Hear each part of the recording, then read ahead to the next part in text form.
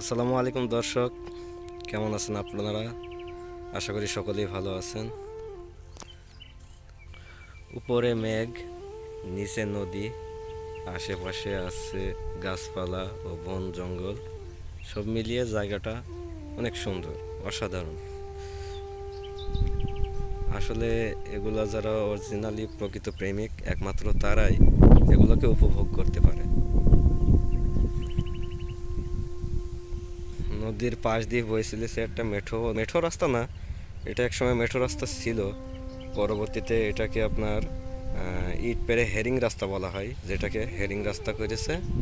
হ্যাঁ, এই রোড দিয়ে আপাতত এখানকার মানুষজন, এই যে মাঠ আছে, মাঠে যাওয়া আসা করে, সবার জন্য অনেক সুবিধাও হয়েছে। গাড়ি ঘোড়াও যায় মাঠে, ফসল আনে, চাষাবাদ করে। হ্যাঁ, আর এই সাইডে আছে আপনার নদী, ওই যে সব ছোট ছোট, এটাকে কি বলে জানি না, মাছ ধরার জন্য তৈরি করে আর কি। সামনাসামনি না থাকলে এসব কিছু ভাই কাউকে বলে বোঝানোর মতো না। মানে যদি নিজের চোখেও উপভোগ করতে না পারেন, তাহলে এগুলা কাউকে বোঝানোর মতো না আসলে হয়। এমন একটা পরিবেশে মনটা চাই সারাদিন এখানে বসে থাকি, বন্ধুদের সাথে গল্প আড্ডা করি। না, সুন্দর একটা প্লেস। হুম, জায়গাটা হচ্ছে আপনার, এটা হচ্ছে মুক্তারপুর, দামোড়দা উপজেলা, চুয়াডাঙ্গা জেলা, মুক্তারপুর।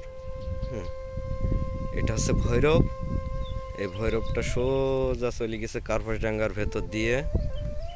আর এই পাশেই আছে মেন রাস্তা, এই পাশেই আছে আপনার মুক্তারপুরের মেন রাস্তা।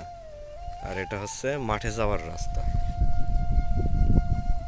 তো জায়গাটা কেমন লাগলো আপনারা অবশ্যই জানাবেন। ভাই আমি নতুন, তো আমার একটু কথাবার্তায় ভুল হইতেই পারে, আপনারা একটু ক্ষমা সুন্দর দৃষ্টিতে দেখবেন। আর ভিডিওটা যদি অবশ্যই ভালো লাগে, চ্যানেলটা সাবস্ক্রাইব করবেন, ভিডিওটা একটা লাইক দেবেন, একটা কমেন্ট করে আপনার মতামত জানাবেন যে আপনি প্রকৃত লাভার কিনা, প্রকৃতিকে কেমনভাবে দেখেন, আপনি কি মনে হয় আপনার কাছে একটু জানাবেন। আর আমার চ্যানেলটা একটু সাবস্ক্রাইব করবেন। আমি নতুন, আমাকে একটু সাপোর্ট করবেন সবাই। ধন্যবাদ সকলকে।